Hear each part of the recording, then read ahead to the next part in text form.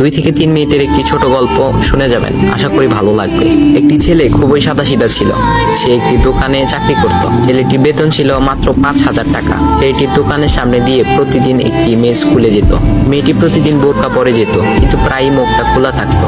একদিন হঠাৎ করে ছেলেটির নজর পড়লো মেয়েটির দিকে। এভাবে বেশ কয়েকদিন যাবার পর মেয়েটি বুঝতে পারলো ছেলেটি তাকে লক্ষ্য করে। মেয়েটিও বাঁকা চোখে ছেলেটির দিকে তাকাতে শুরু করলো। ছেলেটি মেয়ের চলাফেরা দেখে মুগ্ধ হলো। আফসোস করতে লাগলো, ইস, যদি আমিও আজ পড়াশোনা করতে পারতাম, তাহলে সাহস করে মেয়েটির সাথে কথা বলতে পারতাম। মেয়েটি বুঝতে পারলো ছেলেটি তাকে ভীষণ পছন্দ করে। তাই একদিন মেয়েটি ছেলেটির দোকানের পাশে দাঁড়িয়ে রইল। তখন ছেলেটি দুপুরের খাবার খাওয়ার জন্য দোকানের বাইরে আসে। সে চায়ের দোকানে গিয়ে আস্তাকার একটি রুটি খেয়ে পানি পান করে আসতে লাগলো। তখন মেয়েটি তার কাছে গেল। তুমি ভাত খেলে না, রুটি দিয়ে পেট ভরবে? তখন ছেলেটি মেয়েটিকে দেখে অবাক হয়ে গেল। তখন ছেলেটি বলল, আমি ভাত খেলে আমার মা, বাবা আর ছোট বোনকে কি খাওয়াবো? মেয়েটি শিক্ষিত, তাই অল্পতেই বুঝে গেল।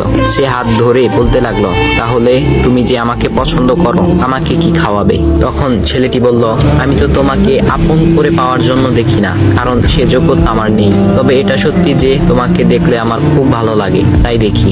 মেয়েটি ছেলেটির কথা শুনে চোখের পানি ধরে রাখতে পারলো না। সে বুঝে গেল ছেলেটির চরিত্র ও ভাবনা অনেক সুন্দর। সেদিন মেয়েটি চলে গেল। বাসায় গিয়ে রাত্রিবেলা মেয়েটি অসুস্থ হয়ে পড়লো। পরে তাকে ডাক্তারের কাছে নিয়ে আসা হলো। বলা হলো মেয়েটার 2টি কিডনি নষ্ট হয়ে গেছে। তখন মেয়ের বাবা ফোন করলো তার বন্ধুর ছেলেকে, যার সাথে বিয়ে দেওয়ার জন্য সে পাগল। কিন্তু মেয়েটি তার বাবার পছন্দের ছেলেকে বিয়ে করতে রাজি না, কারণ সে ছেলেটি টাকা থাকলেও কি হবে, তার চরিত্র খারাপ, সে লোভী।